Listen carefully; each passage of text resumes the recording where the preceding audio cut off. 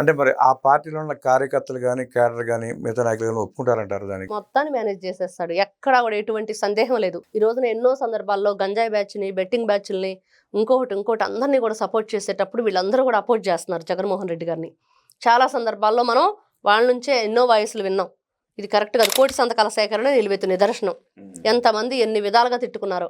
లీడర్ల నుంచి క్యాడర్ ఎంత ఇబ్బంది పడిందో కూడా ఆ రోజు చూసాం. ఏంటి మాకు ఈ కర్మ అని చెప్పి 2 చేతులతో కూడా సంతకాలు పెట్టే పరిస్థితి ఇచ్చాడు జగన్మోహన్ రెడ్డి అని. మరి అలాంటి నాయకుడిని మరి వద్దనే అనుకుంటారు, కావాలని ఎవరు అనుకోరు. అందులోని ఇప్పుడు 11 వచ్చినాయి. మరి అక్కడ డిపాజిట్లు కూడా రాలేదు. జడ్పీటీసీలో సొంత నియోజకవర్గం ఎమ్మెల్యే అయ్యుండి అసెంబ్లీకి వెళ్ళనివ్వడు. ఈయన మాత్రం జీతం తీసుకోడు, వాళ్ళని తీసుకోమంటాడు. వాళ్ళని కూడా దోసేశాడు ఈ రోజున. రేపో మాపో ఈయన గనక ఇలానే ఉంటే మమ్మల్ని కూడా ఏ విధంగా బలి చేస్తాడో, కాబట్టి ఈయన పక్కన పెట్టేయటం బెటరు అనేది వస్తుందనేది వినిపిస్తుంది ఇప్పుడు.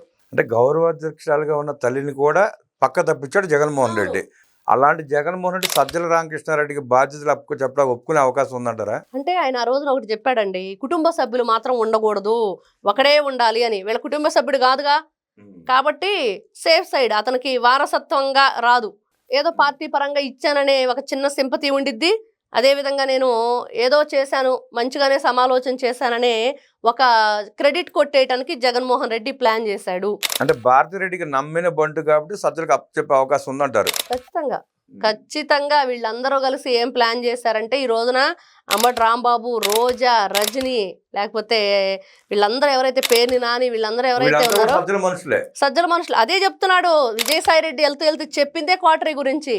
మరి ఈ క్వార్టరీ అంతా కూడా మరి ఏమి నడిపిస్తుంది, ఎలా నడిపిస్తుంది అంటే, సజ్జల ఏ విధంగా అయితే తోలుబొమ్మలాట్లో ఏ దారం కదిలిస్తే ఎలా ఉండిద్దో అలా ఆ తోలుబొమ్మలాట్లో కీ అంతా కూడా సజ్జల రామకృష్ణారెడ్డి చేతుల్లోనే ఉన్నదనేది వాస్తవం. అదే పార్టీ 11 సీట్లు గెలిచింది. జగన్ రెడ్డి పోతే 10 మంది ఎమ్మెల్యేలు ఉన్నారనుకోండి.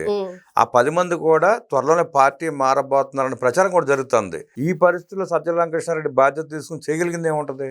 అసలు పార్టీ మారేదాకా వీళ్ళెందుకు చూస్తారండి? సస్పెండ్ చేయిస్తారు, రాజీనామాలు చేస్తారు, ఏదైనా చేస్తారు.